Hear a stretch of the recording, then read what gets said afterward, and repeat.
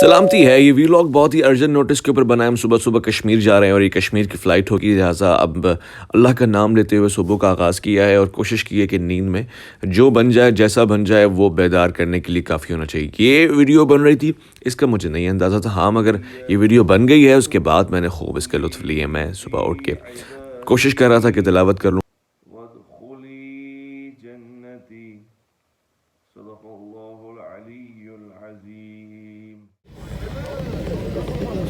दिन का आगाज़ हमने सुबह सुबह खैबर पख्तूनख्वा असम्बली विज़िट करके किया और खैबर पख्तूनख्वा बहुत ही प्यारा सूबा है। 1932 में ये सबसे पहला वक्त था कि जब इसको कमिश्नर्स प्रोविंस का नाम दिया गया। इसको सेपरेट किया गया पंजाब के साथ और फिर आगे जाके इसको गवर्नर्स प्रोविंस भी बना दिया गया।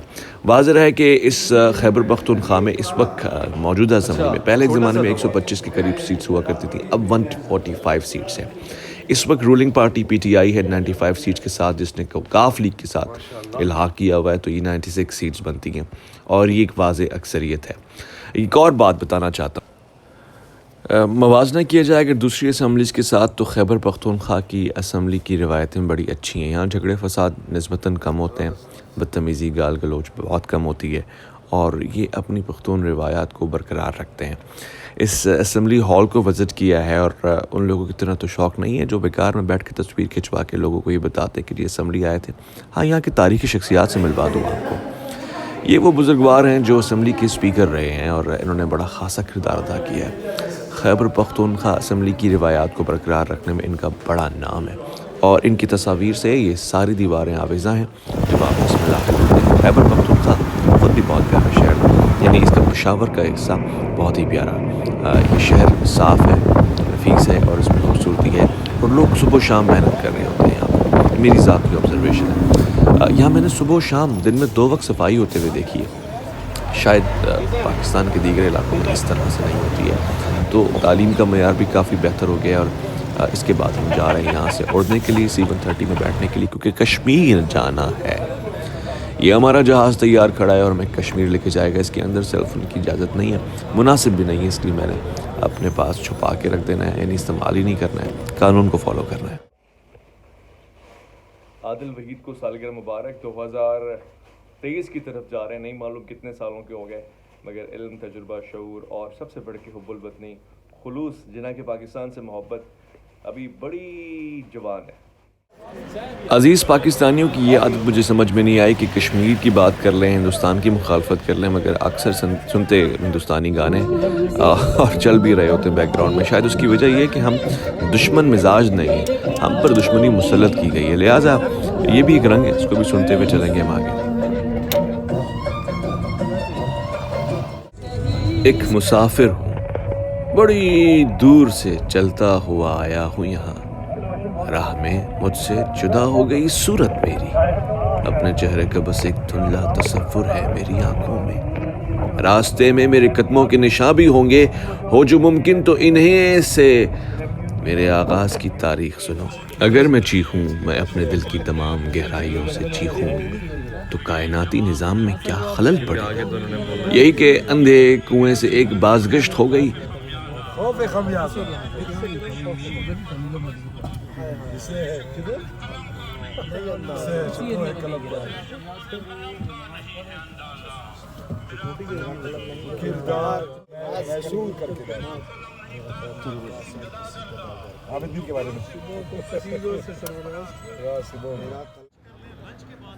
जी बिल्कुल, ये चकोटी सेक्टर है और ये पाकिस्तान की वो सरहद के मुहाफ़िज़, यानी उस सरहद के मुहाफ़िज़ हैं कि जो बिल्कुल किनारे बैठते हैं। यहाँ आना ही इतना दुश्वार होता है, तो इनको सलाम है। और इसकी खूबसूरती भी आप देखिए, ये मुश्किल में रह रहे हैं, सख्त सर्दी है, मगर परवरदिगार ने निज़ाम कुदरत के ज़रिए इनको महफूज रखा है और प्यारा रखा है। ये हम बॉर्डर पे आ चुके हैं, तफ़सील सुनिएगा। जहाँ पे आप बैठे हुए हैं, आपके बिल्कुल सामने इस वक्त Indian illegal occupied Jammu and Kashmir का रीजन है। सामने आपको इंडियन फ्लैग नजर आ रहे हैं और इस साइड के ऊपर मैं अभी आपको कुछ लाइन ऑफ कंट्रोल के बारे में अलाइनमेंट बताऊंगा कि चल कैसे रही है लाइन ऑफ कंट्रोल, और फिर उसके बारे में बाकी चीजें बताएंगे। अगर आप ये देखते हैं तो आप इस वक्त इस्लामाबाद से चले, मुजफ्फराबाद से होते हुए चिकोटी उड़ी क्रॉसिंग पॉइंट के ऊपर आप पहुंच गए हैं। ये मुजफ्फराबाद पहुंचने का एक रास्ता है और दूसरा रास्ता मानसेरा से होके बड़ी जल्दी मुजफ्फराबाद, दोनों साइडों से वही 3.5 घंटे लगते हैं, टाइम बराबर लगता है। यहाँ से जब आप चले हैं ये मेन रूट है। इस वक्त हम लोग कश्मीर LOC के ऊपर हैं, लाइन ऑफ कंट्रोल जिसे कहते हैं, पाकिस्तान और इंडिया के दरमियान। वो सामने आप देख भी सकते हैं, पीछे दिखाया भी है कि इंडियन फ्लैग लगा हुआ है और यहाँ पे हम लोग विज़िट करने जा रहे हैं LOC की उस लाइन की। जो बॉर्डर तो नहीं है ऑब्वियसली, अगर हम उसको क्रॉस करके उधर खड़े होना भी एक मुश्किल काम है, बट चूँकि हमारा जाबाज खड़ा होता है हम देखना चाहते हैं।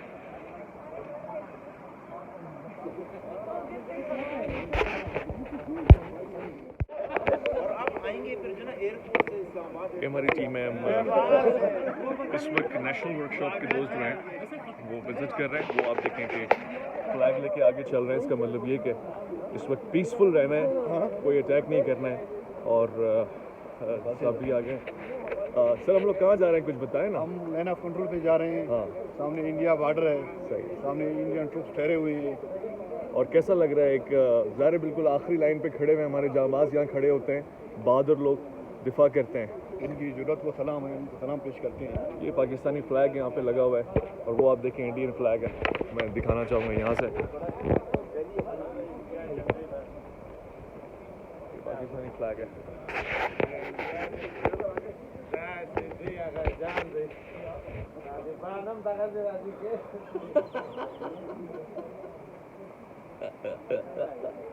बोले जा गिरा वाला वो इंडियन फ्लैग लगा हुआ है।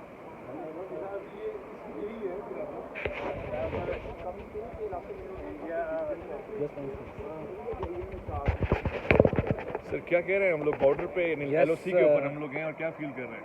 बड़ा ज़बरदस्त अपने जवानों के साथ मिले, उनके साथ मुलाकात हुई और ख़ास तौर पर यहाँ पर जितने भी इनके साथ वॉर्स हुए हैं या इंडियन स्ट्रेटजी क्या है कि वो LOC के ऊपर किस तरह चेंजेस वगैरह क्रिएट करते हैं, तो हमारी स्ट्रेटजी पर क्या है और नेक्स्ट में इंशाल्लाह क्या होगा, इसी हवाले से काफ़ी बातचीत इनके साथ करेंगे। और वो वाइट फ्लैग आप देख रहे हैं जो आगे लेके चल रहे हैं, वो इसीलिए कि हम इस वक्त पीस के लिए जा रहे हैं।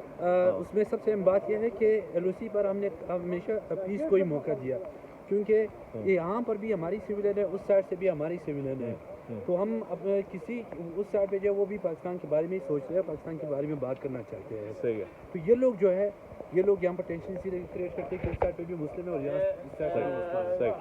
ये देखिए हम लोग इस वक्त खड़े हुए हैं यहाँ पे और पीछे फ्लैग भी है, इंडियन फ्लैग।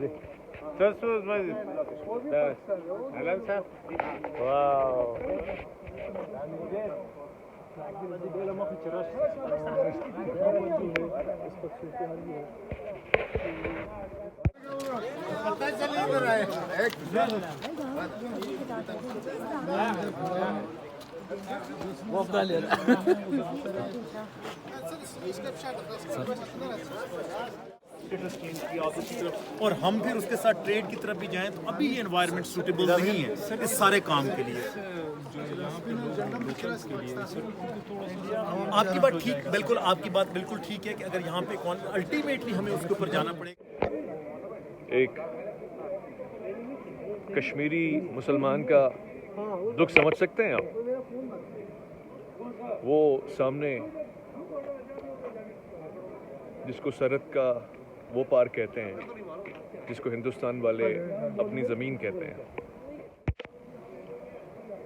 एक कश्मीरी का दुख समझ सकते हैं आप? वो सामने तिरंगा लगा हुआ है जिसको हिंदुस्तान वाले अपना परचम कहते हैं। ये सारा का सारा पाकिस्तान है, सामने हिंदुस्तान है, इसको लाइन ऑफ कंट्रोल कहते हैं।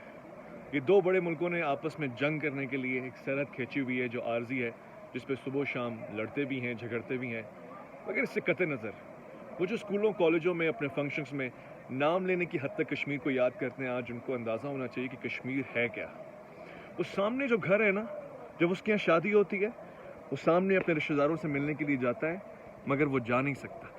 वो सामने जो घर है जहाँ मैयत होती है, वो अपने मैयत को अपने वर्सा में यहाँ तक लाने की कोशिश करता है, मगर वो ला नहीं सकता। इन दो लोगों में नहीं, बल्कि इन दो ख़ानदानों में जो दरारें हैं ना, वो इन मुल्कों की वजह से है। सिर्फ इन दो ख़ानदानों में नहीं, बल्कि हज़ारों लोग जो कारोबार के लिए, माश के लिए इधर से उधर जाना चाहते हैं, आमदोरफ्त करना चाहते हैं, मारे जाते हैं सिर्फ इसलिए कि ताकतवर की जीत होती है और मजलूम मारा जाता है। और वो लोग जो सेकुलर है ना, जो अक्सर ये बात करते हैं जी सबको सबका हक मिलना चाहिए, और पाकिस्तान कोई मजहबी मुल्क तो नहीं है, पाकिस्तान ला इलाह की बुनियाद है, ला इलाह का परचम है, ला इलाह का नाम है। और अगर इसको समझना चाहते हो तो आपको लाइन ऑफ कंट्रोल पे आना पड़ेगा, इस दर्द को महसूस करना पड़ेगा कि हम में और उनमें फ़र्क क्या है और यकसुई क्या है। एक ही चीज़ है जो हमें एक तरह से जोड़ती है, इन सरहदों के पार भी, इन खारदार तारों के उस तरफ भी, वो है ला इलाहा इल्लल्लाह। हम क्लेम करते हैं कि 85% मुस्लिम वहाँ रह रहा है, और यहाँ खड़ा हुआ फौजी वहाँ गोली चलाते हुए सोचता है कि वहाँ का गिरा तो भी मेरा होगा, यहाँ का गिरा तो भी मेरा होगा, जबकि वहाँ से आने वाला बारूद, गोली, धमाका और वो जो इंतहाई बेहुदा किस्म के बॉम्ब वो बच्चों के ऊपर फेंकते हैं, वो जानते हैं कि उनको ज़मीन प्यारी है, लोग प्यारे नहीं हैं। वो जानते हैं कि उनको सिर्फ खित्ता चाहिए, लोग नहीं चाहिए। लिहाजा इस ला इलाह के रिश्ते ने हमें जोड़ रखा है। इन पहाड़ों के दरमियान अगर कोई दरिया बहता है तो वो है खून इस्लाम का दरिया। वहाँ गिरने वाला भी हमारा शहीद होता है और यहाँ गिरने वाला भी हमारा शहीद होता है। इसलिए हम इस पूरे खित्ते को कश्मीर कहते हैं, और इसको हम सरहद में तकसीम नहीं कर सकते। एक बात मैं आपको और बताना चाहता हूँ, अगर आपको मकाम शौदा समझ आता हो, वो जो दूर एक पहाड़ी है जहाँ पे तिरंगा यानी हिंदुस्तान का वो परचम है, इसके बहुत ज़्यादा ऊपर वो कैप्टन सरवर शहीद पाकिस्तान का निशान हैदर वहाँ पे अपनी जान आफरीन के हवाले कर कर आया था, पाकिस्तान का परचम रोशन करके आया था, और उसको आज निशान हैदर में याद किया जाता है। ऐसा फ़ख्र है पाकिस्तान का वो। इसीलिए हम अपने शौदा को खराज तहसीन पेश करते हैं और मरते दम तक सामने वाले झंडे से मुकाबला करते रहेंगे। इसको बताते रहेंगे कि हमारे सीनों में ला इलाह है, हमारी ज़ुबान, हमारे किरदार, हमारे अमल में जिस दिन ला इलाह आ गया तो ये 3 रंग का झंडा एक रंग का नज़र आएगा, और उस पर सिर्फ सब्ज़ हिलाली परचम तना होगा। अगर ये वीडियो हिंदुस्तान के काबिल लोगों तक पहुंच जाए, दानिश्वरों तक पहुंच जाए, तो मैं सिर्फ एक दरख्वास्त करना चाहता हूँ, हम सारी बंदूकें ज़मीन में गाड़ देंगे, ये सारा खित्ता तुम्हारे झंडों से लहरा उठेगा, यहाँ पे सिर्फ तुम्हारे परचम लहराएंगे। सिर्फ एक चैलेंज दे रहा हूँ, उस सरजमीन के ऊपर इंतखाबात करके दिखाओ, ऐसे इंतखाबात जिसको हम फ्रीडम कहते हैं, ऐसे इंतखाबात जिसका यूएनओ ने कहा है कि वहाँ पे काउंट तो करो कितने लोग हैं जो खित्ता पाकिस्तान में मुश्तमिल, पाकिस्तान में मुश्तरक, पाकिस्तान में शामिल करना चाहते हैं। ज़रा काउंट तो करो अगर तुम्हारे अंदर तपड़ है। दुनिया की सबसे बड़ी जमहूरियत, लानत भेजता हूँ तुम्हारे इस तिरंगे के ऊपर कि जो कश्मीर को नहीं पहचान सकती, उसमें रहने वाले बसने वाले इंसानों को नहीं मान सकती, उनको उनका जमहूरी हक नहीं दे सकती, उनको उनका ज़ाती इंसानी और ईमानी हक नहीं दे सकती, उनको तकलीफ़ में डाले हुए अपने रिश्तेदारों से मिलने के लिए सरहद खींचते हो, बम बारूद गिराते हो, छोटे बच्चों के ऊपर क्लाशनकोव चलाते हो, ऐसे किस्म के बारूद फेंकते हो जिससे उनका मुस्तकबिल तबाह बर्बाद हो जाए। ना समझोगे तो मिट जाओगे। ए हिंदुस्तान वालों, दास्तां तक भी ना होगी तुम्हारी दास्तानों में।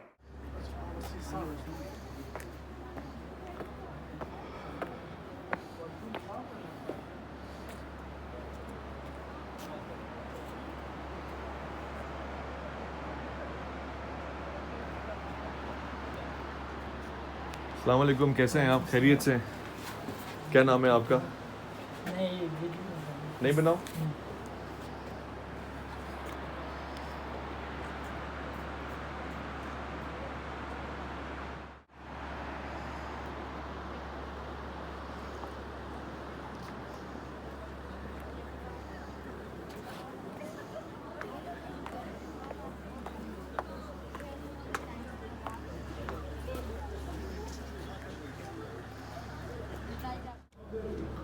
एक आंख को नीचे करो, सामने आ जाएगा। अब देखो सामने आ रहा है, ये सामने।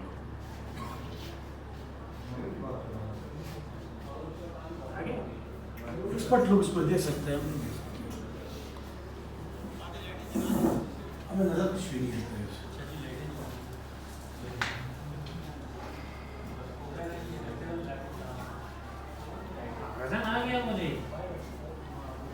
तुम बलोच एक ये है जहां पे हम खड़े हुए हैं, ये टनल है,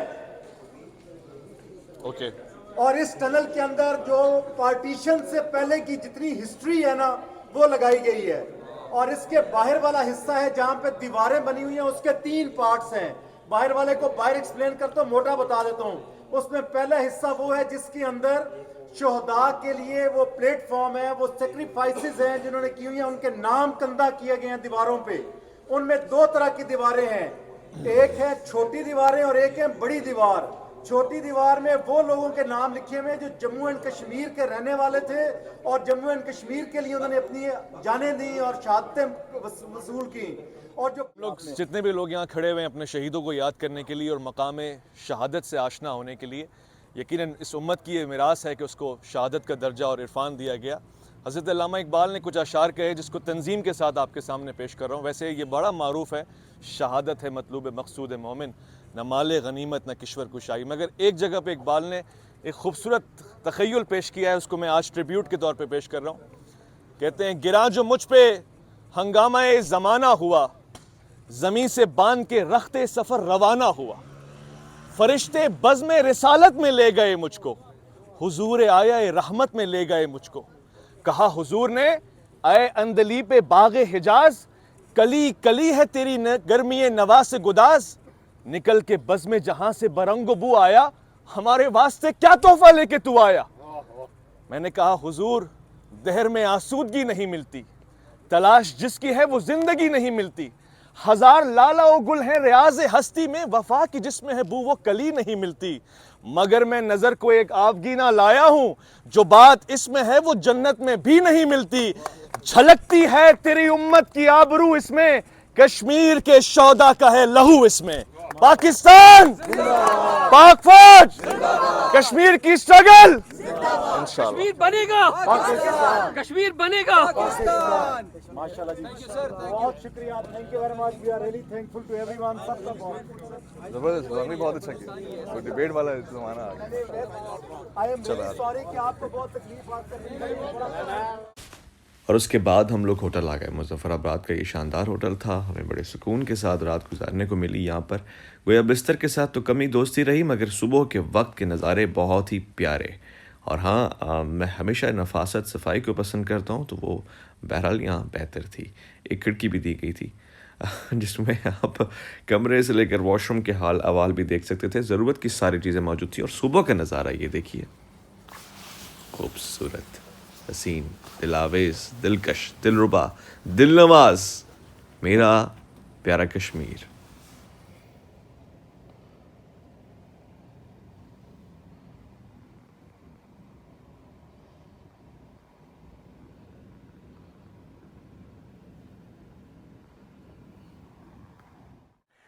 ये कश्मीर है, खूबसूरत हसीन। मेरे पीछे हेलीपैड है जहाँ पे हमारा हेलीकॉप्टर लैंड करता है, और ये साथ साथ पहाड़ हैं कश्मीर के, हसीन, दिलकश, दिलनवाज, खूबरू, शानदार।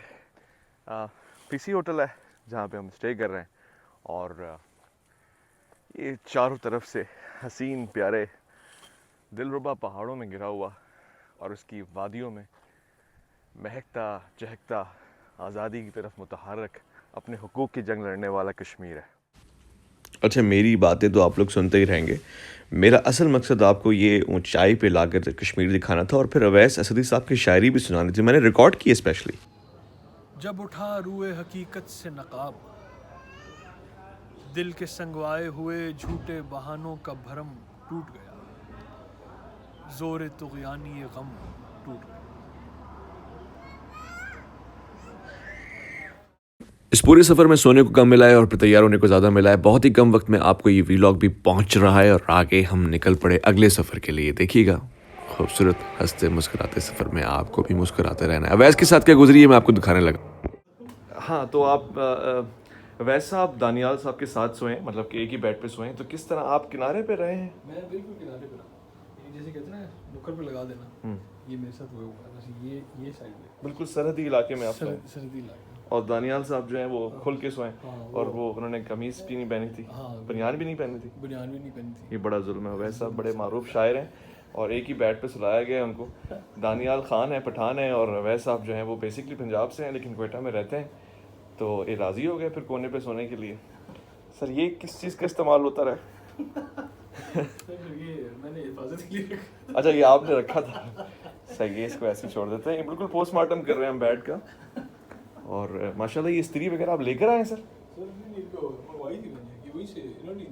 अच्छा, इसके चार्जेस तो नहीं लिए उन्होंने? सर चार्जेस कुछ देर तक तो फ्री है मेरे ख्याल से, 15 मिनट्स तक अगर आप वापस कर दें तो फ्री है शायद, उसके बाद चार्जेस। सर आप अक्लमंद आदमी, हमने तो पैसे दे के प्रेस करवाया है। सर ये मेरे ख्याल से पैसे लेंगे इसके, अच्छा, क्योंकि मैंने ज़्यादा देर रखी है ना, 1 घंटा तो हो गया। 15 मिनट में कर देते फारिक सर, वैसे भी आप 15 मिनट में कर देते हैं। 15 मिनट ज़बरदस्त। तो ये हमारे वैस साहब थे, और ये इनकी शायरी तो हम आपको आगे सुनवाते ही रहेंगे, मगर इस वक्त हम चेकआउट कर रहे हैं। वैस साहब को हमने तंग किया है आके, ये बेचारे डिपार्चर के लिए तैयार हो रहे होंगे, हम बाहर आ जाते हैं। Thank you so much. वो आप देखें कौम है जो टाइम पे तो नहीं, मगर फिर भी तैयार होके खड़े हुए, बाकी नहीं आए इसलिए बेचारे वेट कर रहे हैं।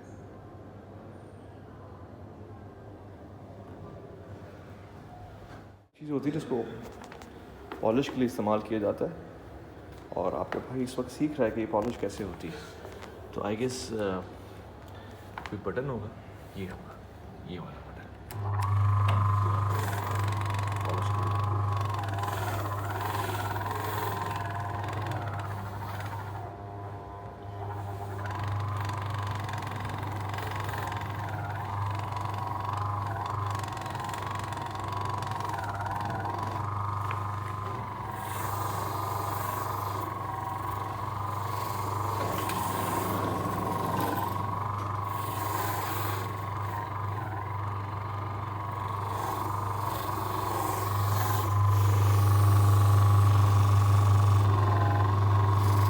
तो ये वक्त अलविदा आ चुका है। हमारे पख्तून, बलोच, पंजाबी, तमाम दोस्त, कश्मीरी सब मिलके ये रात सेलिब्रेट कर रहे हैं। यहाँ से हम अलविदा करेंगे। आप देखें, रिवायती रक़्स तो है, मगर इंसान दो ही आलम में रक़्स करता है, या शदीद बेबसी में या फिर शदीद खुशी में। ये दोनों सूरत हाल है, मगर जिस दिन कश्मीर आज़ाद होगा, खुद भी लोग बहुत शॉर्ट टाइम पे बनाए, कुछ भी रह गया उसके लिए माजरत खाऊं, और बात बुरी लगी हो तो उसके लिए तो वैसे ही अलविदा। अपना ख्याल रखेंगे आप।